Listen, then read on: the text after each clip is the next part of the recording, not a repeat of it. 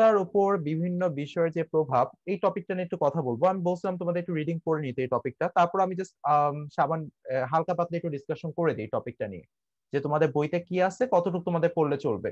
So আমি শুরু করতেছি। আম, দ্রাব্যতার উপর দ্রাব্যতার উপর বিভিন্ন বিষয়ের প্রভাব, এই টপিকটা। তো শুরুর দিকে এটা বেশি টাইম লাগবে না, এটা হয়তো 10 থেকে 15 মিনিট লাগবে। এটা নিয়ে একটু কথা বলে নেই, যেহেতু বইতে আছে। আর কিছু গ্রাফ তোমাদের দেখাতে চেয়েছি, হয়তো আশা করি দেখাতে পারবো ঠিক মতো। সো ওই পার্টটা নিয়ে কথা বলার পর আমরা মেইনলি হেনরি সূত্র নিয়ে কথা বলা শুরু করব। আর হেনরি সূত্রের কথাটা যেটা আমি বলি, যে এই টপিকটা হচ্ছে তোমাদের বিষয়টা এমন না যে টপিকটা অনেক ইম্পর্টেন্ট, এটা থেকে আজ পর্যন্ত আমি অ্যাডমিশন টেস্টে কোশ্চেন আসতে দেখি নাই। বাট এই টপিকটা নিয়ে বইতে তোমাদের হচ্ছে ম্যাথ করা আছে। সো আমি দেখা দিই, আজ পর্যন্ত আসে নাই দেখে যে তোমাদের বেলা আসবে না এমন কোনো গ্যারান্টি নেই। সো একটু জেনে নাও টপিকটা, এখন যেহেতু সময় আছে, এখন আসলে কোনো কিছু তোমাদের কাছে অতিরিক্ত মনে হবে না, সে প্রেশারটা হবে না। বাট এটা যদি এখন অ্যাডমিশন টেস্টের সময় গিয়ে শিখতে হয়, তখন আসলে বেশ প্রেশার পড়ে যাবে। সো এখন একটু শিখে নাও ওই জিনিসটা। আচ্ছা, আমরা তাহলে শুরু করি। সো দ্রাব্যতার উপর বিভিন্ন বিষয়ের প্রভাবের মধ্যে শুরুতে আমি তাপমাত্রা নিয়ে কথা বলবো। এখানে তাপমাত্রার ভিতরে 4টা ফ্যাক্টর নিয়ে কথা বলবো। একটা হচ্ছে, প্রথম ফ্যাক্টর হচ্ছে যেখানে তাপের শোষণ হবে, সেক্ষেত্রে বিষয়টা কিভাবে ঘটবে, তাপমাত্রার সাথে দ্রাব্যতার যে একটা রিলেশন আছে, যদি প্রথম ফ্যাক্ট তাপের শোষণ হয় তাহলে কিভাবে হবে। সো তোমরা বুঝতে পারতেছো আসলে, কোন একটা দ্রব্য কঠিন অবস্থায়, কোন একটা দ্রব্য আসলে আহ যখন দ্রবীভূত হচ্ছে, দুইটা ঘটনা হইতে পারে। একটা হচ্ছে সে তাপ শোষণ করতে পারে, আর একটা ঘটনা হতে পারে সে তাপ ছাড়তে পারে। সো দুইটা ঘটনা এখানে পসিবল। সো আমি দ্রব্য সলিড আর দ্রব্য দ্রবীভূত, বা যেটা আসলে সলিউশনের ভিতরে দ্রবীভূত হয়ে গেছে, সেটা দুইটা পার্ট নিয়ে কথা বলতেছে। সো একটা হতে পারে তোমার আসলে তাপের শোষণ হতে পারে, আর একটা পার্টে হতে পারে আমাদের তাপমাত্রা পরিবেশে ছাড়তে পারে। তো দুইটা কন্ডিশন হতে পারে। তো এখানে কি হলো, প্রথম ক্ষেত্রে তাপের শোষণ হলো, অর্থাৎ দ্রব্য আমাদের তাপ শোষণ করে আমাদের পানিতে দ্রবীভূত হয়ে গেল। সো এইটা ক্ষেত্রে দেখো, আমরা যদি তাপমাত্রা বাড়াই, অর্থাৎ আমরা যদি তাপমাত্রা ইনক্রিজ করি, তো আমরা যতই তাপমাত্রা বাড়াবো, এই কন্ডিশনটা ক্ষেত্রে কি হবে। আচ্ছা, আমি জাস্ট এখানে যেহেতু বিক্রিয়া দেখাচ্ছি, সাম্য অবস্থা ইউজ করলাম। সো এই ক্ষেত্রে দেখো, আমরা যতই তাপমাত্রা বাড়াবো, ততই আসলে তাপের শোষণ বাড়বে। আর তাপের শোষণ কোন পাশে হচ্ছে, আমরা জানি উভমুখী বিক্রিয়ার ক্ষেত্রে, আমরা যদি তাপের শোষণ হয় কোন একটা বিক্রিয়া, আমরা সেই বিক্রিয়াটাকে বলি তাপ হারি বিক্রিয়া। কেন তাপ হারি বলতেছি, কারণ পরিবেশ তাপ হারাচ্ছে। সো পরিবেশ কি করতেছে, তার উপর ভিত্তি করে আমরা তাপ হারি বা তাপ উৎপাদী দুইটা কথাকে ডিফাইন করি। সো পরিবেশ যদি তাপ হারায়, তাহলে বলবো সেটাকে তাপ হারি, আর পরিবেশ যদি তাপ পায় কোন একটা সোর্স থেকে, সেটাকে বলবো তাপ উৎপাদী।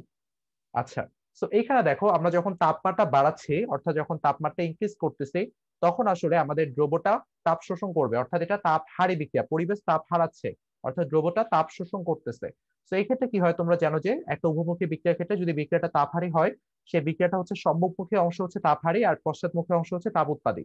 তো এই ক্ষেত্রে দেখো, আমাদের সম্মুখমুখী যে অংশটা, অর্থাৎ এই পার্টটা, সেই পার্টটা কি হবে, দ্রবটা বেশি বেশি তাপ গ্রহণ করে আমাদের পানিতে দ্রবীভূত হয়ে যাবে, বা আমাদের দ্রাবকে দ্রবীভূত হয়ে যাবে দ্রবটা।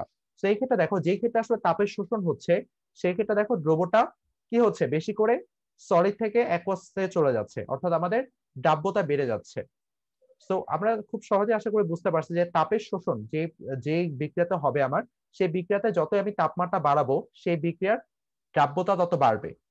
তার রিজনটা আশা করি ক্লিয়ার সবার কাছে, সবাই বুঝছি আমরা এই পর্যন্ত। জি ভাইয়া।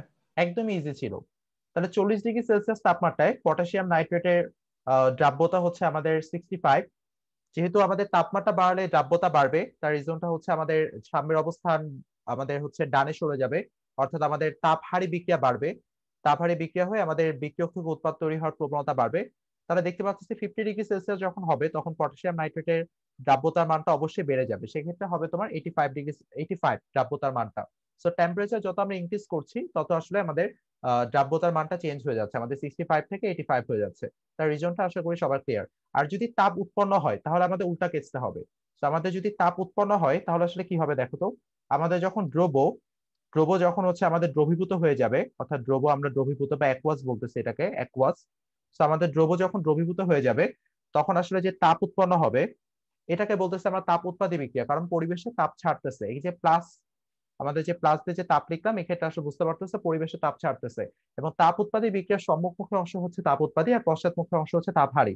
অর্থাৎ আমি যদি এই ক্ষেত্রে দেখো তাপমাত্রাকে ইনক্রিজ করি, তাহলে বিক্রিয়াটার, আমরা যদি এই ক্ষেত্রে তাপমাত্রা বাড়াই, তাহলে কি হবে বলতো, আমাদের আহ উৎপাদের যে পার্টটা আছে, সেই উৎপাদ আসলে এই তাপটা শোষণ করে আমাদের দ্রবের দিকে, দ্রব অর্থাৎ সলিড ফরমেশনের দিকে চলে যাবে। তো এই ক্ষেত্রে দেখো আমরা যদি তাপ উৎপন্ন যে বিক্রিয়াতে হয় অর্থাৎ তাপ উৎপাদী বিক্রিয়ার ক্ষেত্রে আমরা যদি তাপমাত্রা বাড়াই, তাহলে যেহেতু আমাদের দ্রবটা আমাদের কোন ফেজে এখানে তাপের শোষণ হচ্ছে, অবশ্যই উৎপাদ থেকে বিক্রিয়ক তৈরির সময় আমাদের তাপের শোষণ হচ্ছে। তো আমাদের এই যে পশ্চাৎমুখী অংশটা আমাদের বিক্রিয়ার, তোমরা তো জানো বিক্রিয়ার দুইটা পার্ট থাকে, একটা সম্মুখমুখী অংশ, একটা পশ্চাৎমুখী অংশ। তো এক্ষেত্রে দেখো পশ্চাৎমুখী অংশটা আমাদের তাপ শোষণ করে কি হচ্ছে, অ্যাকুয়াস থেকে সলিড চলে যাচ্ছে। তো অ্যাকুয়াস থেকে যদি সলিডে চলে যায়, তার মানে বুঝতে পারতেছো আমাদের দ্রবণের ভিতরে যে দ্রবীভূত যে পদার্থের পরিমাণ সেটা কমে যাচ্ছে, অর্থাৎ দ্রাব্যতা হ্রাস পাচ্ছে। সবাই বুঝছি আমরা এই পর্যন্ত দ্রাব্যতা হ্রাস পাওয়ার হিসাবটা? জি ভাইয়া। একদমই সহজ। তো কোন কোন পদার্থের ক্ষেত্রে এই ঘটনাটা হচ্ছে, সেটা হচ্ছে আমাদের ক্যালসিয়াম অক্সাইড হতে পারে, আমাদের ক্যালসিয়াম অক্সালেট, তারপর আমাদের ক্যালসিয়াম সালফেট, তারপর আমাদের জিঙ্ক ফসফেট। তো এগুলোর ক্ষেত্রে মেইনলি হচ্ছে আমাদের তাপমাত্রা বাড়ালে দ্রাব্যতা হ্রাস পায়। দুই একটা উদাহরণ একটু মনে রাখতে পারো, ক্যালসিয়াম অক্সাইড, তারপরে ক্যালসিয়াম অক্সালেট, বাট মনে রাখাটা এতটা ইম্পর্টেন্ট না। আচ্ছা, এরপরে আসি আমরা 3 নাম্বার ক্ষেত্রে। আমরা হচ্ছে আরেকটা স্পেশাল কেস নিয়ে কথা বলবো, সেটা হচ্ছে কেলাস পানিযুক্ত লবণের দ্রাব্যতা। কেলাস পানিযুক্ত লবণের দ্রাব্যতা, কেলাস পানিযুক্ত লবণের দ্রাব্যতা। তো এই ক্ষেত্রে কি হচ্ছে, এক্ষেত্রে দেখি বিষয়টা আসলে কিরকম হয়। কেলাস পানিযুক্ত লবণের দ্রাব্যতা, তো এখানে আমি একটা লবণ ব্যবহার করতেছি যার সাথে আসলে পানি পানি কেলাস আকারে আছে, যেমন হতে পারে সোডিয়াম, এটাকে বলা হয় সোডিক সোডিয়াম সালফেট, যেখানে সোডিয়াম সালফেটের সাথে 10 অণু পানি যুক্ত থাকে। তো এই সোডিক সোডিয়াম সালফেটের ক্ষেত্রে কি হয়, তুমি যখন তাপমাত্রা বাড়াতে থাকবা, এই এক্সাম্পলটা একটু মনে রেখো, সোডিক সোডিয়াম সালফেটের ক্ষেত্রে যখন তুমি তাপমাত্রা বাড়াতে থাকবা, তখন আসলে কি হবে, তাপমাত্রা যখন বাড়াবা একটা নির্দিষ্ট তাপমাত্রা, সেটা একটু মনে রেখো 32.38 ডিগ্রি সেলসিয়াস পর্যন্ত আমাদের কি হবে, দ্রাব্যতার মানটা বাড়তে থাকবে, দ্রাব্যতার মানটা বাড়তে থাকবে। তো এই কেলাস পানিযুক্ত লবণের ক্ষেত্রে আমাদের তাপমাত্রার মানটা যতক্ষণ পর্যন্ত 32.38 ডিগ্রি সেলসিয়াস পর্যন্ত তাপমাত্রা যে বাড়াচ্ছি, সে পর্যন্ত আমাদের দ্রাব্যতার মানটা বাড়তে থাকবে। এরপর কি হবে, যখন আমাদের এই সোডিয়াম সালফেট থেকে আসলে এই পানিটা বিয়োজিত হয়ে যাবে, অর্থাৎ এই শুধুমাত্র সোডিয়াম সালফেট থাকবে সেখানে, আমাদের যে দর্শন ও পানি এখানে যুক্ত ছিল, সেই দর্শন ও পানি যখন বিয়োজিত হয়ে যাবে, তখন আমাদের যেটা হবে, তখন যদি তুমি তাপমাত্রা বাড়াও, এই ক্ষেত্রে যদি যখন তাপমাত্রা বাড়াতে থাকো, এক্ষেত্রে যদি তাপমাত্রা বাড়াও, তাহলে আসলে দ্রাব্যতার মানটা কমে যাবে। তো এই ক্ষেত্রে গ্রাফটা কিরকম হবে, একদমই সোজা। তো আমরা যদি গ্রাফ আঁকি, এদিকে ধরো হচ্ছে ওয়াই অক্ষ বরাবর যদি আমি দ্রাব্যতাকে মেনশন করি, দ্রাব্যতা, এবং এক্স অক্ষ বরাবর যদি আমি তাপমাত্রাকে মেনশন করি, তাপমাত্রা, তাহলে হচ্ছে আমাদের তাপমাত্রা যত বাড়াবো, একটা পর্যায় পর্যন্ত দ্রাব্যতা কি হবে, দ্রাব্যতা মানটা বাড়তে থাকবে, একটা পর্যায় পর্যন্ত দ্রাব্যতা মানটা বাড়তে থাকলো। ধরলাম সেই টেম্পারেচারটা হচ্ছে আমাদের এখানে 32.38 ডিগ্রি সেলসিয়াস। সেই তাপমাত্রা পর্যন্ত আমাদের দ্রাব্যতা মানটা বাড়তে থাকলো এই সোডিক সোডিয়াম সালফেটের ক্ষেত্রে। এরপরে কি হবে, যত তুমি তাপমাত্রা বাড়াচ্ছ আসলে আমার দ্রাব্যতার মানটা কমে যাচ্ছে। আচ্ছা, এটি ছিল আমাদের এই ক্ষেত্রে গ্রাফটা, অর্থাৎ তাপমাত্রা যত বাড়াচ্ছ দ্রাব্যতার মান তত বাড়তেছে। এখানে কোনো ধরনের রিলেশন নাই দ্রাব্যতার সাথে তাপমাত্রার, যে একটা ডিরেক্ট রিলেশন যে আমরা এত ডিগ্রি সেলসিয়াস তাপমাত্রায় দ্রাব্যতা জানতে পারবো, এরকম বিষয়টা, এরকম কোনো ডিরেক্ট রিলেশন নাই। এটা সব experimental result. So experimental result থেকে ডিফারেন্ট ডিফারেন্ট টেম্পারেচারে আমাদের দ্রাব্যতার মানটা বের করে এক্সপেরিমেন্ট থেকে আমরা যদি গ্রাফ প্লট করি, সেই গ্রাফটা আমাদের এরকম হবে আর কি, কার্ভ হবে, যেখানে দেখতে পাই যে 32.38 ডিগ্রি সেলসিয়াস পর্যন্ত আমাদের তাপমাত্রা বাড়ালে দ্রাব্যতা বাড়তে থাকে, এরপর আমরা তাপমাত্রা যদি বাড়াই তাহলে দ্রাব্যতা মানটা কমে যাবে। সো এটা একটা সিনারিও ছিল। আরেকটা সিনারিও হচ্ছে আমাদের আসলে দ্রাব্যতা মানে তেমন কোনো চেঞ্জ হবে না, দ্রাব্যতা মানে তেমন কোনো চেঞ্জ হবে না। এখানে একটা জিনিস বলে রাখি, এই যে সোডিক সোডিয়াম সালফেট, এখানে সোডিয়াম সালফেটের সাথে দর্শন ও পানি কিভাবে যুক্ত আছে, এই ধরনের যে বিষয়গুলো, এগুলো নিয়ে এত ডিটেলে না ভাবলে চলবে, কারণ এগুলো এত ডিটেলস আসলে তোমাদের ইন্টারমিডিয়েট পর্যায়ের জন্য না। সো এগুলো নিয়ে তোমরা বেশি একটা মাথা খারাপ করবে না। জাস্ট যতটুকু আমি গুরুত্ব দিতে বলছি সেই পার্ট গুলো ইনশাল্লাহ গুরুত্বের সাথে পড়লেই চলবে। এই পার্ট গুলো জাস্ট রিডিং এর মতো করে পড়ে যাও, আর ইনফরমেশন, কিছু ইনফরমেশন একটু মাথায় রেখে কষ্ট করে, যাতে তোমাদের অনুধাবন কিংবা হচ্ছে জ্ঞানমূলক কোশ্চেন আসে, তাহলে যাতে অ্যান্সার করতে পারো। আরেকটা হচ্ছে তাপমাত্রার পরিবর্তনের সাথে, তাপমাত্রার পরিবর্তনের সাথে পরিবর্তনের সাথে আমাদের হচ্ছে দ্রাব্যতার পরিবর্তন প্রায় ধ্রুবক। তো তাপমাত্রার পরিবর্তনের সাথে আমাদের দ্রাব্যতার পরিবর্তন প্রায় ধ্রুবক, এটা একটা পয়েন্ট, দ্রাব্যতার পরিবর্তন প্রায় ধ্রুবক। তো তাপমাত্রা বাড়াচ্ছে অথচ দ্রাব্যতার মানে খুব একটা চেঞ্জ হচ্ছে না। তো এটা একটা কেস হতে পারে যে তাপমাত্রা বাড়াচ্ছে অথচ দ্রাব্যতার মানে খুব একটা চেঞ্জ হচ্ছে না, তো প্রায় ধ্রুবক বলছে এই কারণে। সেরকম একটা এক্সাম্পল একটু মাথায় রেখো কষ্ট করে, সেটা হচ্ছে সোডিয়াম ক্লোরাইড। সোডিয়াম ক্লোরাইডের ক্ষেত্রে যদি তাপমাত্রা বাড়াও, তাহলে সেটা দ্রাব্যতা মানে তেমন কোনো চেঞ্জ হয় না। তো এটার ক্ষেত্রে গ্রাফটা এরকম হতে পারে। সো তাপমাত্রা বাড়াচ্ছে অথচ আমাদের প্রায় একটা স্ট্রেট লাইন পাওয়া যাচ্ছে, মানে এক্স অক্ষে প্রায় প্যারালাল একটা লাইন, বাট যদি একটু বাঁকা, মানে সামান্য হলো দ্রাব্যতা মানে একটু চেঞ্জ হচ্ছে, বাট তেমন কোনো একটা চেঞ্জ হয় না। সামান্য হলো হয়তো একটু বাড়তেছে আমাদের দ্রাব্যতাটা, বাট অতটা চেঞ্জ হয় না। একটু হয়তো গ্রাফটা এরকম আঁকলে বেটার হয়। সো চেঞ্জ হচ্ছে কিছুটা, বাট প্রায় কনস্ট্যান্ট থাকে, অথচ তাপমাত্রা বাড়ানোর সাথে তোমার দ্রাব্যতা মানে খুব একটা চেঞ্জ হচ্ছে না। সো এটা একটা পার্ট। আচ্ছা, এরপরে যদি তোমাদের সাথে আরেকটা ফ্যাক্টরের কথা বলি, সেটা হচ্ছে, এটা তো তাপমাত্রার পার্টটা গেল, আশা করি এখানে কারো প্রবলেম হওয়ার কথা না। এখন তোমাদের সাথে কথা বলে চাপ নিয়ে। এই চাপের ক্ষেত্রে আমাদের নতুন একটা থিওরি তোমাদের শেখাবো আজকে, সেটা হচ্ছে হেনরির সূত্র। সো ওইটা একটু সবাই ভালো করে দেখো, ওইটা রিলেটেড একটা ম্যাথও করাবো। আচ্ছা, চাপের প্রভাব নিয়ে কথা বলি। তো আমরা এতদিন দেখে আসছি যে আসলে তাপমাত্রা পরিবর্তনের সাথে আমাদের দ্রাব্যতার মানটা খুব ভালোভাবে পরিবর্তন হয়, সেই জিনিসটা আমরা দেখছি। বাট এতদিন আমরা হচ্ছে চাপের প্রভাব নিয়ে খুব একটা কথা বলি নাই। চাপের প্রভাব নিয়ে খুব একটা কথা বলি না, সেই চাপের প্রভাব থেকে আসলে হেনরিস লর উৎপত্তি হচ্ছে, যে আসলে চাপের সাথে আমাদের দ্রাব্যতার যে একটা রিলেশন, সেটা কিভাবে ডেভেলপ করা যায়। সো এই চাপের প্রভাবের ক্ষেত্রে একটা কথা মাথায় রাখবো, অবশ্যই মাথায় রাখবো, সেটা হচ্ছে আমাদের যে পদার্থ কঠিন পদার্থ এবং হচ্ছে আমাদের আহ তরল পদার্থের উপর চাপের কোনো প্রভাব নাই। তো এই দুইটা একটু মাথায় রাখো, কঠিন এবং তরল এটা হচ্ছে অলরেডি কমপ্রেসড অবস্থায় আছে, মানে এদের অণু পরমাণুগুলো অলরেডি কাছাকাছি আছে, তো এইগুলোর উপর আসলে চাপের এই দুইটার উপর চাপের কোনো প্রভাব নাই।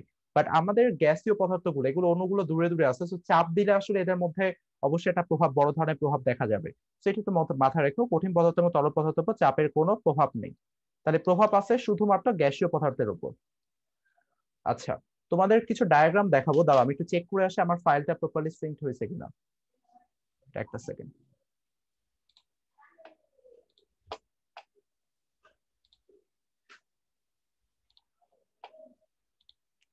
কারো কোনো কোশ্চেন থাকলে বলতে পারো আমাকে। আচ্ছা, হ্যাঁ, সিঙ্ক হয়ে গেছে। আমি জাস্ট কয়েকটা গ্রাফ নিয়ে আসি তোমাদের জন্য।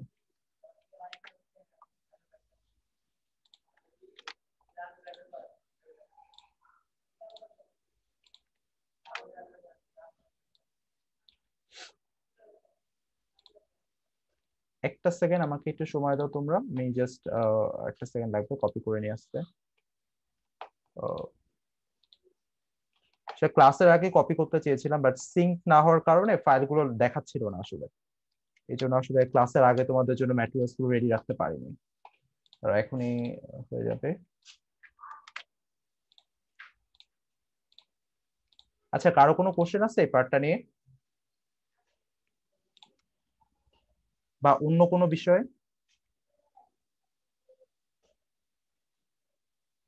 হ্যালো, সবাই শুনতেছো তো? জি ভাইয়া। জি ভাইয়া।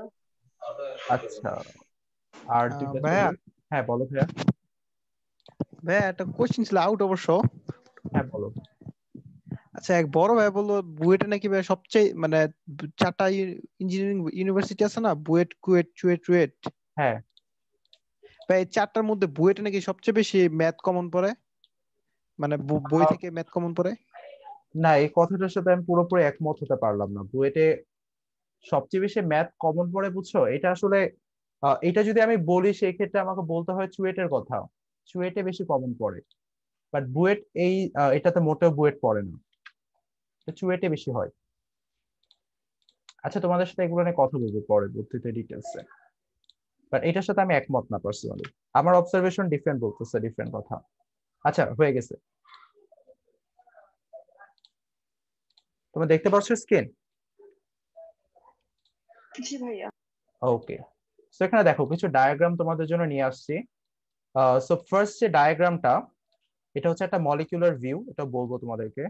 আচ্ছা দেখো, ফার্স্ট যে ডায়াগ্রামটা, সে ডায়াগ্রামে দেখো যে তোমার তাপমাত্রা বৃদ্ধির সাথে আসলে আমাদের যে দ্রাব্যতা তার মধ্যে রিলেশন দেয়া আছে। সো দেখো এখানে ডিফারেন্ট ডিফারেন্ট সল্টকে দেখানো হয়েছে, যেমন পটাশিয়াম নাইট্রেটের ক্ষেত্রে দেখো টেম্পারেচার যত বাড়াচ্ছ দ্রাব্যতা তত বাড়তেছে, বাট কোনো সম্পর্কে কিন্তু এখানে সরলরৈখিক না আসলে, এটা পুরোপুরি এক্সপেরিমেন্ট থেকে বলতে হবে। তারপরে দেখো আমাদের সোডিয়াম নাইট্রেট, তো দ্রাব্যতা আমাদের টেম্পারেচার যত বাড়াচ্ছে আমাদের দ্রাব্যতা মানটা তত বাড়তেছে। দেখো আবার সোডিয়াম ব্রোমাইড, এটার ক্ষেত্রে খুব একটা চেঞ্জ হচ্ছে না দ্রাব্যতা মানটা, তোমরা হয়তো এই গ্রিন লাইনটা খেয়াল করতে পারতেছো যে দ্রাব্যতা মানে খুব একটা চেঞ্জ হচ্ছে না। আবার দেখো পটাশিয়াম ব্রোমাইড, এটা হচ্ছে অনেকটা লিনিয়ারলি গ্রো করছে, বাট স্টিল এখানে কার্ভ আছে কিছুটা। তারপরে আমাদের দেখো আবার সোডিয়াম সালফেট, সেই সোডিয়াম সালফেটে কিন্তু তাপমাত্রা যত বাড়াচ্ছে তত আমাদের দ্রাব্যতা কমে যাচ্ছে। তারপরে বুঝতে পারতেছে এটা আসলে তাপ হারি না তাপ উৎপাদী বিক্রিয়াকে ইন্ডিকেট করতেছে, সেটা আসলে করে বুঝতে পারতেছে এটা আসলে তাপ উৎপাদী বিক্রিয়াকে ইন্ডিকেট করতেছে। তো এই ক্ষেত্রে দেখো এখানে আসলে ডিফারেন্ট ডিফারেন্ট সল্টের তাপমাত্রা বাড়ানোর সাথে সলিবিলিটির রিলেশন আছে, তোমাদের বইতেও সেম ডায়াগ্রাম আছে, আশা করি তোমরা দেখলেই বুঝতে পারবা। আর এখানে দেখো আমরা এই ডিসকাশনটা শুরু করার আগে, চাপের প্রভাব শুরু করার আগে তোমাদের সাথে একটা বিষয়টি শেয়ার করি, সেটা একটু দেখো। আমরা চাপের প্রভাবে তোমরা দেখো তাপমাত্রা যত বাড়াচ্ছি কোন একটা গ্যাসীয় পদার্থের ক্ষেত্রে তার দ্রাব্যতার মানটা তত কমে যাচ্ছে। তার রিজনটা একটু শোনো। যখন আমরা তাপমাত্রা বাড়াচ্ছি তখন আসলে কি হচ্ছে, তাপমাত্রা যখন বাড়াচ্ছি তখন আসলে গ্যাসীয় যে অণুগুলো আছে সেই গ্যাসীয় অণুগুলোর মধ্যে যে গ্যাসীয় অণুগুলো আছে সেই গ্যাসীয় অণুগুলো হচ্ছে গতিশক্তির গতিশক্তির মানটা বেড়ে যায়, কারণ টেম্পারেচার বাড়তেছে, সো গতিশক্তি বাড়বে। সো গ্যাসীয় অণুগুলো যখন গতিশক্তি বাড়তেছে, আসলে দ্রাব্যতা কি, মানে ওই সলিউশনের ভিতরে বা দ্রবণের ভিতরে দ্রবীভূত থাকবে। সো গ্যাসীয় অণুগুলোকে এটা যখন দ্রাব্যতা বা গ্যাসীয় অণুগুলোকে এটা যখন তাপমাত্রা বাড়তেছে, তখন আসলে গ্যাসীয় অণুগুলোর মধ্যে গতিশক্তি বাড়তেছে। যে গতিশক্তি বাড়ার কারণে আসলে গ্যাসীয় অণুগুলো ওই লিকুইডের ভিতরে আবদ্ধ থাকতে পারে না, তারা হচ্ছে আস্তে আস্তে লিকুইড থেকে বের হতে শুরু করে বাবল আকারে। সো আসলে এই ক্ষেত্রে দেখা যাচ্ছে যে টেম্পারেচার যত বাড়াচ্ছ তুমি, ততই আসলে আমাদের দ্রাব্যতার যে মানটা সেটা কমতেছে। কোনটার ক্ষেত্রে? গ্যাসের ক্ষেত্রে। বাট লিকুইড আর হচ্ছে কঠিন, সেটার ক্ষেত্রে দ্রাব্যতা সাধারণত বাড়ে, মোস্ট অফ দ্য কেসে বাড়ে। বাট কিছু কেসে যেগুলো আসলে তাপ উৎপাদী বিক্রিয়া দেয় সেক্ষেত্রে দ্রাব্যতার মানটা কমে।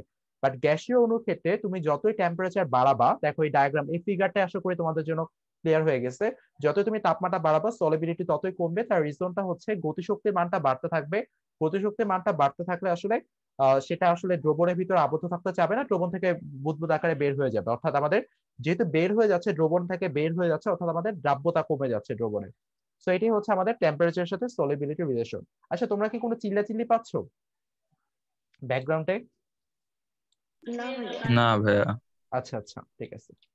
আচ্ছা, তাহলে আমরা এই গ্রাফটা নিয়ে তোমাদের সাথে কথা বলবো, বাট এর আগে হচ্ছে আমরা হেনরি সূত্র স্টার্ট করি। সো তোমরা বুঝতে পারতেছো যে আসলে কঠিন পদার্থ এবং তরল পদার্থের ক্ষেত্রে চাপের কোনো প্রভাব নাই। তাহলে আমাদের অবশ্যই গ্যাসীয় পদার্থের ক্ষেত্রে চাপের প্রভাব আছে। গ্যাসীয় পদার্থের ক্ষেত্রে চাপের প্রভাব আছে। সেই গ্যাসীয় পদার্থের ক্ষেত্রে যে আমাদের চাপের প্রভাবের কথা বলতেছে, সেটা আমাদের সাথে কিভাবে রিলেশন আছে, সেটা আসলে হেনরি সূত্র স্টেট করে যে আসলে গ্যাসীয় পদার্থের যে দ্রাব্যতা, তার সাথে আমাদের চাপের কি ধরনের সম্পর্ক আছে। সবাই একটু হেনরি সূত্রের স্টেটমেন্টটা লিখে নিই। হেনরি সূত্রের স্টেটমেন্ট একটু লিখে দিচ্ছি তোমাদেরকে। সবাই একটু লিখে নেই। নির্দিষ্ট তাপমাত্রায়, মানে এখানে হেনরি সূত্র আসলে কি ডিনোট করে, হেনরি সূত্র বলে যে আমাদের আহ, আমাদের আসলে প্রেসারের সাথে বা চাপের সাথে আমাদের দ্রাব্যতার কি ধরনের সম্পর্ক, সেটা আসলে হেনরি সূত্র দিয়ে বোঝা যায়। এবং নির্দিষ্ট তাপমাত্রা হইতে হবে অবশ্যই, নির্দিষ্ট তাপমাত্রায় এবং কোন একটি নির্দিষ্ট আয়তনের তরলে, এটাও নির্দিষ্ট হতে হবে। নির্দিষ্ট তাপমাত্রায় কোন একটি নির্দিষ্ট আয়তনের তরলে, নির্দিষ্ট তাপমাত্রায় কোন একটি নির্দিষ্ট আয়তনের তরলে। আচ্ছা ওয়েট একটা সেকেন্ড, একটু জানলাটা বন্ধ করে দিই, সেই আওয়াজ আসতেছে।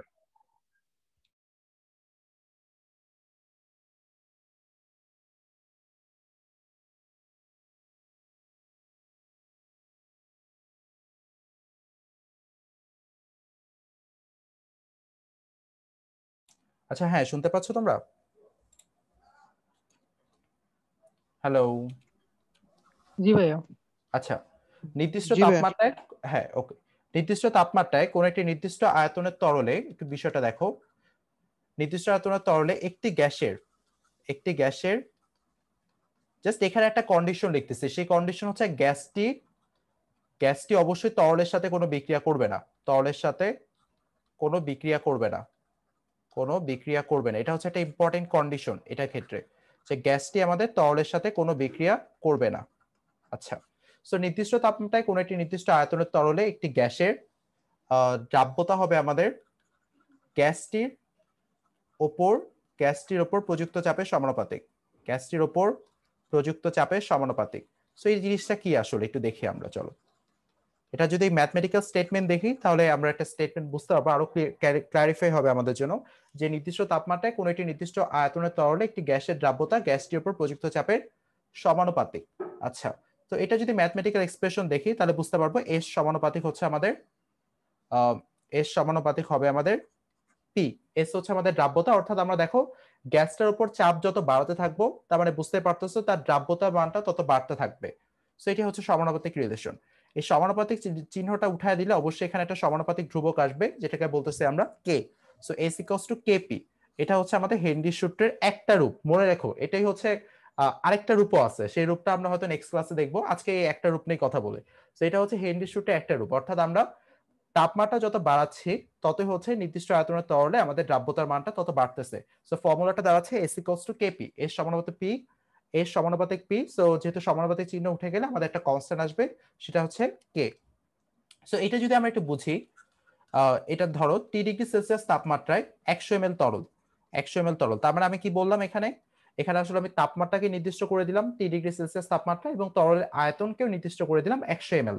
সো এই ক্ষেত্রে দেখো 3 ডিগ্রি সেলসিয়াস তাপমাত্রা এবং 100 ml তরলে যদি আমার পি চাপে এক্স পরিমাণ গ্যাস দ্রবীভূত থাকে, পি চাপে এক্স পরিমাণ গ্যাস দ্রবীভূত থাকে, তাহলে আমাকে কেউ একজন বলো তো, যদি চাপটাকে আমি 4p করি তাহলে কত পরিমাণ গ্যাস দ্রবীভূত থাকবে? 4x।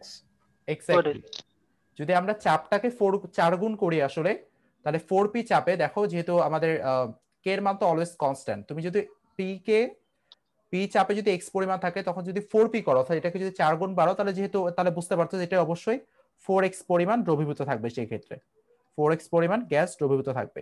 তো আসলে আমাদের কোন একটা দ্রবণের ভিতরে যে গ্যাসের যে দ্রাব্যতা, সেটা আসলে আমাদের চাপের উপর এইভাবে একটা লিনিয়ার একটা সম্পর্কের মধ্যে এক্সিস্ট করতেছে, এস ইকুয়ালস টু কেপি, অর্থাৎ চাপ যত বাড়তেছে আমাদের দ্রবীভূত পরিমাণটা তত বাড়তেছে, কারণ যেহেতু আমাদের এস ইকুয়ালস টু কেপি, একটা খুবই ইজি একটা রিলেশন আছে। তো এটা যদি আমরা ঠিক মতো বুঝে থাকি, আমি তোমাদের জন্য একটা ভালো একটা ম্যাথ রাখছি, দাঁড়া ম্যাথটা এখনই নিয়ে আসি এখান থেকে।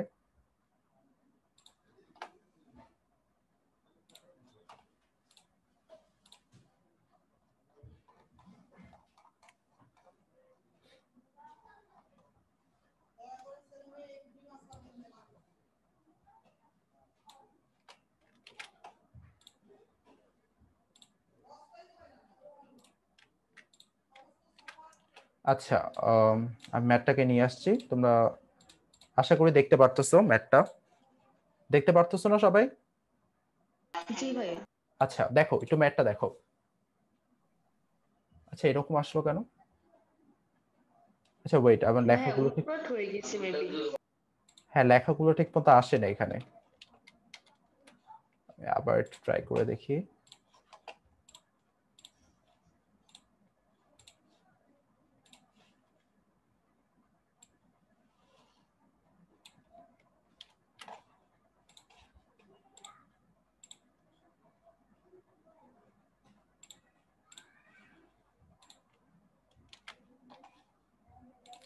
আচ্ছা এবার ঠিক আছে, দাঁড়াও। হ্যাঁ দেখতে পাও তোমরা? জি ভাইয়া। আচ্ছা, সো ম্যাথটা একটু কেয়ারফুলি দেখি আমরা সবাই। এটা আমি ম্যাথটা নিচের দিকে একটু নিয়ে আসি। হ্যাঁ আচ্ছা, ম্যাথটা একটু কেয়ারফুলি সবাই একটু দেখি, যে আমাদের একটি কমল পানীয়র মধ্যে 25 ডিগ্রি সেলসিয়াস তাপমাত্রায় 2.65 atm চাপে কার্বন ডাইঅক্সাইড গ্যাস দ্রবীভূত আছে। আচ্ছা, বোতলে ছিপি খুললে চাপ 1.05 atm যদি হয়, তাহলে 250 ml দ্রবণ থেকে আমার কত মোল কার্বন ডাইঅক্সাইড বেরিয়ে আসবে, এটা হচ্ছে আমার কোশ্চেন। সো দেখো, এই কোশ্চেনের ভিতরে আমাদের দুইটা টার্ম, হেনরি সূত্র যে অ্যাপ্লাই করব, সেই দুইটা টার্ম অবশ্যই আমাদের কনস্ট্যান্ট হতে হবে। সো ফার্স্ট যে কনস্ট্যান্ট টার্মটা হবে, সেই কনস্ট্যান্ট টার্মটা হচ্ছে টেম্পারেচার। দেখো টেম্পারেচার কিন্তু দুই কন্ডিশনেই 25 ডিগ্রি সেলসিয়াস আছে। সো ফার্স্ট টেম্পারেচার, সেটা কনস্ট্যান্ট হলো। সেকেন্ড কনস্ট্যান্ট টার্ম কি হবে বলো তো? মনে আছে সংজ্ঞাটা? কত দেয়া আছে এখানে? 250 মিলিলিটার। এক্স্যাক্টলি 250 ml, এটাও কনস্ট্যান্ট থাকবে। এই দুইটা ইনফরমেশন তোমার কিন্তু এই ম্যাথটার ক্ষেত্রে কনস্ট্যান্ট থাকবে। একটা হচ্ছে তাপমাত্রা 25 ডিগ্রি সেলসিয়াস, একটা হচ্ছে আয়তন 250 ml, দুই ক্ষেত্রেই কনস্ট্যান্ট। সো এই পার্টটা কনস্ট্যান্ট। সো এটা যদি কনস্ট্যান্ট হয়, তাহলে আমরা এখানে হেনরি সূত্রটা অ্যাপ্লাই করতে পারবো সাকসেসফুলি। এবং হেনরি সূত্রটা অ্যাপ্লাই করার জন্য তোমাদের আমি বারবার বলতেছি যে দুইটা সূত্র আছে আসলে হেনরির, মানে হেনরির সূত্রটার আসলে দুইটা ভেরিয়েন্ট আছে, মানে দুই রকম আসলে রূপ আছে। সো দুই রকম রূপের মধ্যে কিভাবে আমরা ডিফারেন্সিয়েট করব, যে আসলে কোন রূপটা দিয়ে ম্যাথ করব, সেটা আমরা আশা করি সামনের রূপটা দেখলে বুঝতে পারবো, যে হেনরি ধ্রুবকের মানে যে এককটা, সেই এককটার উপর বেস করে আমরা ডিসিশন নিতে পারবো যে আসলে কোন ফর্মুলাটা আমরা ইউজ করবো হেনরির। আচ্ছা, তো এই ক্ষেত্রে আমরা দেখি আসলে আমরা বুঝতেই পারতেছি S equals to KP use করবো, যেহেতু কত মোল কার্বন ডাইঅক্সাইড বেরিয়ে আসবে। সো প্রথম ক্ষেত্রে আমরা এস এর মানটা বের করে দেখি। এই এস এর মানটা কি বলতো, মানে 1 লিটারে কত মোল দ্রবীভূত আছে, ঠিক না? এস তো এটাই ইন্ডিকেট করে। সো সেকেন্ড ক্ষেত্রে আমরা এস এর মানটা বের করব, কারণ দেখো মানে আমাদের প্রেসারের মানটা চেঞ্জ হয়ে যাচ্ছে। সো দ্বিতীয় ক্ষেত্রে আরেকটা আমার এস এর ভ্যালু আসবে। সো দ্বিতীয় ক্ষেত্রে আরেকটা আমার এস এর ভ্যালু আসবে। সো ওই দুইটা এস এর ভ্যালু থেকে আমরা আসলে ডিফারেন্সিয়েট করতে পারবো যে কত মোল কার্বন ডাইঅক্সাইড বেরিয়ে আসবে। সো এস এর ভ্যালু যদি তোমরা একটু ভালো করে দেখো, এসটা কি আসলে 1 লিটারে কত মোল দ্রবীভূত আছে। সো তোমার দেখো আয়তন দিয়ে দিয়েছে কিন্তু 250 ml, তার মানে 250 ml এ কত মোল আছে সেটা কিন্তু ইজিলি বের করতে পারবা। তাহলে তোমরা কি একটা ওভারঅল আইডিয়া পাইছো যে ম্যাথটা কিভাবে সলভ করতে হবে? জি ভাইয়া। কি রকম হতে পারে ভাই একটু বলো তো, লাইক কিভাবে সলভ করতে পারি আমরা? প্রথম ভাইয়া ক্ষেত্রে ফার্স্টে বলো বলো দুইজনে। বলো। আচ্ছা আচ্ছা, একজন বলো আগে। হ্যাঁ বলো। হ্যাঁ রাইসুল ভাই বলো, তারপর আমি হ্যাঁ। প্রথম ক্ষেত্রে ওই সলিবিলিটিটা বের করতে হবে, মানে মোল সংখ্যা, মানে হুম প্রতি লিটারে মোল সংখ্যা কতটুকু ওইটুকু বের করলে। আর দ্বিতীয় ক্ষেত্রে ওইটুকু বের করতে হবে, আর একটা মানে এই যে হুম হুম পরিবর্তিত ইয়ের হ্যাঁ ক্ষেত্রে, চাপের ক্ষেত্রে। তো তারপরে কতটুকু বের হয়ে গেল ওইটুকু বের করলেই তো। আচ্ছা, শাওন ভাইয়া তুমিও কি একই জিনিস চিন্তা করতেছো? জি ভাইয়া। আচ্ছা দেখো প্রথম ক্ষেত্রে সেম, হ্যাঁ এইভাবে করতে হবে। সো প্রথম ক্ষেত্রে আমরা অবশ্যই সলিবিলিটির মানটা বের করব। So S1, so K P1। So K এর মানটা তো তোমার দুই ক্ষেত্রে কনস্ট্যান্ট থাকবে, কারণ তাপমাত্রা এবং যেহেতু আমাদের আয়তন সেম থাকবে। সো K এর মানটা বসালাম। আর P এর মানটা অবশ্যই তোমার দেখো এটিএম এ আছে। সো তোমরা এখান থেকে একটা বিষয় একটু খেয়াল করো, যে আমাদের এস এর একক আর পি এর এককটা একটু খেয়াল করো। সো পি এর একক যদি তুমি এটিএম এ বসাও, আর এস এর একক যদি দ্রাব্যতা, মোলার দ্রাব্যতায় বসাতে হবে এখানে, মোলার দ্রাব্যতাতে যদি বসাও, তাহলে এস ইকোয়ালস টু যে কেপি যে ফর্মুলাটা দাঁড়াচ্ছে, অর্থাৎ এই ক্ষেত্রে বলতে পারি K equals to S by P. So S হচ্ছে আমাদের মোলার আর পি হচ্ছে আমাদের ATM. So molar per ATM per atmosphere. So এটা দাঁড়াচ্ছে, এটা দেয়া আছে আসলে এককটা, যে কে এর এককটা দেয়া আছে আমাদের মোলার পার অ্যাটমসফিয়ার। সো এই এককটা দেয়া আছে। সো আমাদের কোনো কারণে যদি আসলে চাপের মানটা এটিএম ছাড়া প্যাসকেলে দেয়া থাকতো, তখন আসলে আমাদের প্যাসকেলকে এটিএম এ কনভার্ট করে এই কাজটা করা লাগতো, নাহলে কিন্তু একক একক কাটা গিয়ে এস এর কাঙ্ক্ষিত এককটা আমরা পেতাম না, মোলার। সো ওইটা তোমাদের এনশিওর করতে হবে, যেহেতু এখানে তোমাদের পারফেক্টলি দেয়া আছে যে আমাদের মোলার পার এটিএম। সো তোমাদের এখানে আর কনভার্ট করা লাগতেছে না। যদি চেঞ্জ হতো, অর্থাৎ তোমাদের এই রিলেশনটা মাথায় রেখো, 1 অ্যাটমসফিয়ার হচ্ছে 101,325 প্যাসকেল, এই রিলেশনটা একটু মাথায় রেখো সবাই। 1 অ্যাটমসফিয়ার হচ্ছে 101,325 প্যাসকেল, বা এটাকে এইভাবে লেখা দেখতে পারবা, 1 অ্যাটমসফিয়ার হচ্ছে 1.01325 ইন্টু 10⁵ প্যাসকেল। সো এটাও একই সাথে ভ্যালিড। সো দুইটাই হতে পারে। দেখো জাস্ট আমি একটা হচ্ছে সায়েন্টিফিক রিপ্রেজেন্টেশন দেখালাম, এটা নর্মাল 101,325, তোমরা যেটা ভালো মনে রাখতে পারো সেটা ইউজ করো। আচ্ছা, সো এই ক্ষেত্রে দেখো আমাদের যে আমাদের কে এর মানটা দেয়া আছে, আর পি এর মানটা প্রথম ক্ষেত্রে দেখো আমাদের 2.65 অ্যাটমসফিয়ার। যেহেতু এখানে আমাদের অ্যাটমসফিয়ারের মানটা বেশি, প্রেসারের মানটা বেশি, সো এই ক্ষেত্রে আমাদের এস এর মানটা বেশি হবে, দ্রাব্যতাটা বেশি হবে। সো এটা মলিকুলার ইন্টারপ্রিটেশনটা দেখবো, মলিকুলার ব্যাখ্যাটা আমরা বুঝবো কিছুক্ষণের মধ্যে। সো এই ক্ষেত্রে আমরা যদি এস এর মানটা বের করি, তাহলে এস এর মানটা আসবে আমার 0.4046। হ্যাঁ হ্যাঁ 0.046375। আচ্ছা এখানে কিন্তু তোমরা হচ্ছে ক্যালকুলেটরের ওই যে মেমোরি ফাংশনটা ইউজ করতে পারো, এটা বেশ এখানে কাজে দিবে। সো দ্বিতীয় ক্ষেত্রে এস এর মানটা বের করি, যেহেতু আমাদের প্রেসারের মানটা কমে যাচ্ছে, তো আমরা আসলে বুঝতে পারতেছো যে আমাদের S2 এর মানটা, দ্রাব্যতার মানটা কমে যাবে। সো এখানে যদি আমরা বের করি দ্বিতীয় ক্ষেত্রে প্রেসার দিয়ে, সো আমাদের ফর্মুলা দ্বিতীয় ক্ষেত্রে প্রেসারটা দেখো কত দেয়া আছে, 1.05। সো এই ক্ষেত্রে আমাদের কে এর মানটা সেমই থাকবে 1.75 10⁻², আর প্রেসারের মানটা থাকবে 1.05। সেক্ষেত্রে আমরা একটু বের করে দেখি 1.75। 0.018375। আচ্ছা আমি 0.0, 0.018375। আচ্ছা এই মানটা আসে। সো আমি এটা একটু ক্যালকুলেটর মেমোরিতে সেভ করে নেই। হ্যাঁ ক্যালকুলেটর মেমোরিতে সেভ হয়ে গেল। আচ্ছা দেখো এখন এই ক্ষেত্রে তুমি দেখো দ্রাব্যতার মানটা পেয়ে গেলা। এখন দ্রাব্যতার মানটা যদি পাও এবং তোমার দরকার আছে কত মোল কার্বন ডাই অক্সাইড বের হয়ে গেছে, সো দ্রাব্যতা যেহেতু তোমার মোল পার লিটারে আছে, তার মানে এই দ্রাব্যতাকে অবশ্যই তুমি কি দিয়ে গুণ করবা এখান থেকে মোল পেতে গেলে, বলতো? 250 ml কে লিটারে কনভার্ট করে গুণ করবা না, তাহলে মোল পাবো না আমরা প্রথম ক্ষেত্রে, যে কত মোল দ্রবীভূত আছে। জি ভাইয়া। আচ্ছা সেই ক্ষেত্রে যেটা হবে 250 ডিভাইডেড বাই 1000। সো এটা কি করলাম আমরা, প্রথম ক্ষেত্রে মোলটা পেয়ে গেলাম, এটা আমাদের প্রথম ক্ষেত্রে মোল। আচ্ছা ঠিক সেম ভাবে আমরা দ্বিতীয় ক্ষেত্রে মোলটা বের করতে পারি। দ্বিতীয় ক্ষেত্রে আয়তন কিন্তু স্টিল তোমার 250 ml আছে। সো দ্বিতীয় ক্ষেত্রে মোলটা পেয়ে গেলাম, সেটা হচ্ছে দ্বিতীয় ক্ষেত্রে দ্রবীভূত মোল সংখ্যা 250 ডিভাইডেড বাই 1000। সো এই ক্ষেত্রে দেখো আমরা কি করতে পারি, তাহলে এখন কতটুকু আসলে বের হয়ে গেছে কার্বন ডাই অক্সাইড, সেই কার্বন ডাই অক্সাইড কতটুকু বের হয়ে গেছে সেটা কিভাবে পাবো বলতো? যদি আমরা এটাকে এটা থেকে বিয়োগ করি তাহলে তো পাবো। অর্থাৎ আমি 250/1000 এটা কমন নিয়ে নিলাম। তাহলে আমার এখান থেকে পার্টটা দাঁড়াচ্ছে এটা ইনটু আমাদের 250 ডিভাইডেড বাই হচ্ছে 1000, অর্থাৎ এত মোল আমাদের কার্বন ডাই অক্সাইড দ্রবণ থেকে বের হয়ে আসবে। সেটা কত আসে অ্যান্সার? এটা আসতেছে আমাদের, দেখো 7 into 10 to the power minus 3 mole, 7 into 10 to the power minus 3 mole. So এত মোল কার্বন ডাই অক্সাইড আমাদের বের হয়ে আসবে অবশ্যই যখন তুমি টেম্পারেচারটা কমায় দিচ্ছ। সো আশা করি এই পর্যন্ত সবাই বুঝতে পারছো এই ম্যাথটা। জি ভাইয়া। আচ্ছা, এইটার আমরা বেশ কিছু রিয়েল লাইফ প্রবলেম দেখবো, মানে আমাদের হেনরি সূত্র কিভাবে আমাদের রিয়েল লাইফে ইউজ হয় সেটা আজকে আমরা দেখবো। সেটা দেখার আগে তোমাদের একটু মলিকুলার ইন্টারপ্রিটেশনটা দেখাই হেনরি ফর্মুলার। সেটা কি হচ্ছে, তোমরা আশা করি এই ডায়াগ্রামটা তোমাদের সাথে, এই ডায়াগ্রামটা নিয়ে কথা বলার কথা ছিল তোমাদের সাথে। এই ডায়াগ্রামটা খেয়াল করো। এখানে তোমার এই ক্ষেত্রে দেখো আমাদের এখানে প্রেসারটার ক্ষেত্রে দেখো আমাদের যে গ্যাস অণুগুলো আমাদের লিকুইডের উপরে আছে, সেই গ্যাস অণুর যে সংখ্যা, সেই সংখ্যাটা হচ্ছে আমাদের ডান পাশে যে ডায়াগ্রামটা আছে সেই সংখ্যা থেকে যথেষ্ট কম। তো এখানে যেহেতু গ্যাস অণুর সংখ্যা কম, এখানে যেহেতু গ্যাস অণুর সংখ্যা বেশি, অর্থাৎ যেখানে আমাদের গ্যাস অণুর সংখ্যা বেশি সেখানে আসলে প্রেসারটা বেশি, এটাই স্বাভাবিক। এখানে আমাদের প্রেসারটা অ্যাকচুয়ালি বেশি। তো প্রেসার বেশি হওয়ার কারণে তোমরা দেখতেও পারতেছো যে আসলে আমাদের যে দ্রবণটা আছে সেই দ্রবণের ভিতরে যে দ্রবীভূত যে আমাদের যে গ্যাসটা আছে সেই গ্যাসের সংখ্যাও বেশি। বি চিত্রে আমাদের সেটাও বেশি হচ্ছে। যে আমাদের এ চিত্রে আমাদের যেহেতু গ্যাস কম, অর্থাৎ আমাদের লিকুইডের সারফেসের উপরে যে গ্যাস, সেই গ্যাসের সংখ্যা যেহেতু কম বি পার্টের চেয়ে, তার মানে লিকুইডের দ্রবীভূত গ্যাসের পরিমাণও তাহলে বি পার্টের চেয়ে কম হবে। সেটাই আমরা এখানে আসলে মানে আমরা আশা করি দেখে বুঝতে পারতেছি যে যেহেতু বি পার্টে আমাদের গ্যাসের নাম্বার বেশি, তাই আমাদের বি পার্টে দ্রবীভূত গ্যাসের পরিমাণটাও বেশি, কারণ প্রেসার বেশি, সলিবিলিটি বেড়ে যাবে, অর্থাৎ তোমার বেশি পরিমাণ গ্যাস তখন দ্রবণে দ্রবীভূত হতে পারবে। সবাই বুঝছি আমরা এই পার্টটা?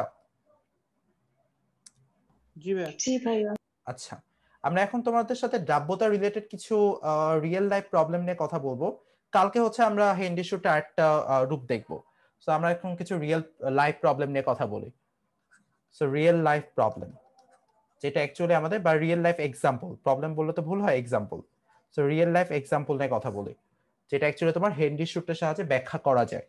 সো রিয়েল লাইফ এক্সাম্পলের মধ্যে ফার্স্ট যে এক্সাম্পলটা বলবো সেটা হচ্ছে, তোমরা যখন কোকের বোতল, সোডা বোতল বা কোকের বোতল যখন খোলো, তখন অ্যাকচুয়ালি যে বুদবুদ বের হয়ে আসে সেটাকেও অ্যাকচুয়ালি কিন্তু হেনরির সূত্র দিয়ে ব্যাখ্যা করা যায়। সো ফার্স্ট ক্ষেত্রে যদি আমরা একটা বোতল আঁকি, ধরে নাও এটা একটা বোতল। সো এই বোতলের ক্ষেত্রে প্রথমে যেটা হবে তোমার হচ্ছে, যেহেতু আমাদের এই সোডা বোতল, সেই সোডা বোতলগুলোতে কি থাকে বলতো, হাই প্রেসারে আমাদের যে কার্বন ডাই অক্সাইড কি থাকে, কার্বোনেটেড ওয়াটার বলে, হাই প্রেসারে কার্বন ডাই অক্সাইড হচ্ছে আমার দ্রবীভূত আছে। হাই প্রেসারে কার্বন ডাই অক্সাইড দ্রবীভূত আছে, ধরলাম সেই প্রেসারটা হচ্ছে আমাদের 2.3 অ্যাটমসফিয়ার হাই প্রেসার। এই আমাদের এই এখানে কার্বন ডাই অক্সাইড গ্যাস দ্রবীভূত আছে। সো তুমি যখন কি করবা, যখন সোডার বোতলটা খুলবা, তখন আসলে এই প্রেসারটা ইনস্ট্যান্টলি কমে গিয়ে, সো তুমি ওপেন করলা বোতলটা। সো যখন তুমি বোতলটা ওপেন করলা তখন আসলে এই প্রেসারটা, যেটা আগে 3 অ্যাটমসফিয়ার ছিল, সেটা ইনস্ট্যান্টলি কমে গিয়ে প্রেসার হয়ে যাবে আমার 1 অ্যাটমসফিয়ার, কারণ অ্যাটমসফিয়ারিক প্রেসার হচ্ছে আমার 1 অ্যাটমসফিয়ার। সো ইনস্ট্যান্টলি এইটার প্রেসারটা কমে আমার হয়ে যাবে 1 অ্যাটমসফিয়ার। তাহলে যেহেতু প্রেসার কমে গেল, সো দেখো এখানে যেহেতু আমাদের প্রেসার বেশি, এখানে আমাদের প্রেসার হচ্ছে 3 অ্যাটমসফিয়ার, সো এখানে যেহেতু আমাদের প্রেসার বেশি, দ্যাট মিন্স এখানে অ্যাকচুয়ালি আমাদের দ্রবীভূত কার্বন ডাই অক্সাইডের পরিমাণটা, দ্রবীভূত মানে বেশি পরিমাণ কার্বন ডাই অক্সাইড দ্রবীভূত থাকবে। এখানে যেহেতু ইনস্ট্যান্টলি প্রেসার আমাদের ড্রপ হয়ে গেল, এই ক্ষেত্রে দেখো, এই ক্ষেত্রে কেন আমাদের ইনস্ট্যান্টলি প্রেসার ড্রপ আউট হয়ে গেল, প্রেসার কমে গেল। তো সেই ক্ষেত্রে কি হচ্ছে বলতো, আমাদের যে দ্রবীভূত কার্বন ডাই অক্সাইডের পরিমাণটা, অর্থাৎ কার্বন ডাই অক্সাইড যে দ্রাব্যতা, সেটা কমে যাবে না ক্ষেত্রে, সেকেন্ড ক্ষেত্রে জি ভাইয়া। দ্রাব্যতার মানটা অবশ্যই কমে যাবে, কারণ দেখো প্রেসার কমে গেছে, সো দ্রাব্যতা কমে যাবে। আর দ্রাব্যতা যদি কমে যায় তাহলে সে ওই দ্রবণের কার্বন ডাই অক্সাইড ধারণ ক্ষমতা কমে যাবে, অর্থাৎ তাহলে বাকি কার্বন ডাই অক্সাইড কমে যাবে, অবশ্যই বুদবুদ আকারে বের হয়ে যাবে। সো এটা ছিল একটা first example, real life example, যেটা অ্যাকচুয়ালি হেনরি সূত্রের সাহায্যে ব্যাখ্যা করা যায়, যে এই দ্রাব্যতার উপর যে আমাদের ইয়ার যে প্রভাবটা, চাপের যে প্রভাবটা, সেই রিলেশনটাতে আমরা বের করতে পারি। এবং এই রিলেটেড সোডা বোতল কার্বন ডাই অক্সাইডের ক্ষেত্রে আমরা তো একটা ম্যাথ করলাম কিছুক্ষণ আগে। সো তোমরা আশা করি তখনও বুঝতে পারছিলে যে আসলে,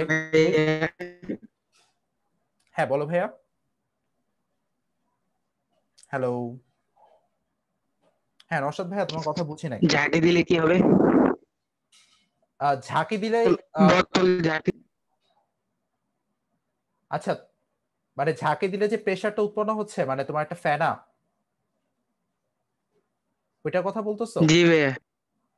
আচ্ছা, যখন তুমি বোতলটাকে অ্যাকচুয়ালি ঝাঁকাচ্ছ তখন তোমার যে গ্যাস মানে যে দ্রবীভূত যে কার্বনেট ওয়াটার যে কার্বন ডাইঅক্সাইড আসছে, যে গ্যাসটা আছে, সেই গ্যাসের আসলে তোমার ইয়াটা বেড়ে যাবে, কাইনেটিক এনার্জিটা বেড়ে যাবে। যখন তুমি বোতলটাকে ঝাঁকাচ্ছ তখন অ্যাকচুয়ালি তার কাইনেটিক এনার্জি বেড়ে যাওয়ার কারণে মানে তোমার বুদবুদটা উৎপন্ন হচ্ছে, মানে একটা গ্যাস ফর্ম, একটা যেটা কার্বন ডাইঅক্সাইড উপরে ফ্যানার মতো করে বের হয়ে যাচ্ছে, মানে কাইনেটিক এনার্জিটা অনেক বেড়ে যাচ্ছে যখন তুমি ঝাঁকাচ্ছ অ্যাকচুয়ালি বোতলটাকে। ওই কারণে তোমার আসলে এই ফ্যানাটা দেখা যায় যখন তুমি বোতলটাকে ঝাঁকাও। আচ্ছা, এখন সেকেন্ড এক্সাম্পলে আসো। সেকেন্ড এক্সাম্পল হচ্ছে আমরা একটা মেডিকেল টার্ম নিয়ে কথা বলি, সেটা হচ্ছে অ্যানোক্সিয়া। সো অ্যানোক্সিয়াটা কি আসলে? অ্যানোক্সিয়া হচ্ছে আমাদের mental confusion. So mental confusion actually আমরা যদি অনেক উঁচু পাহাড়ে উঠি, তোমাদের যদি কারো এক্সপিরিয়েন্স থাকে, আমরা যদি অনেক উঁচুতে উঠি, দেন হচ্ছে আমাদের মধ্যে একটা প্রবলেম দেখা দেয়, সেটা হচ্ছে সেই প্রবলেমটা মেডিকেল টার্মে সেটাকে অ্যানোক্সিয়া বলে। এক ধরনের কনফিউশন হয়, মানে মেন্টালি আমরা কি করব কি করব না, মানে বুঝে একটা প্রবলেম, সিদ্ধান্ত বা ডিসিশন নিতে অ্যাকচুয়ালি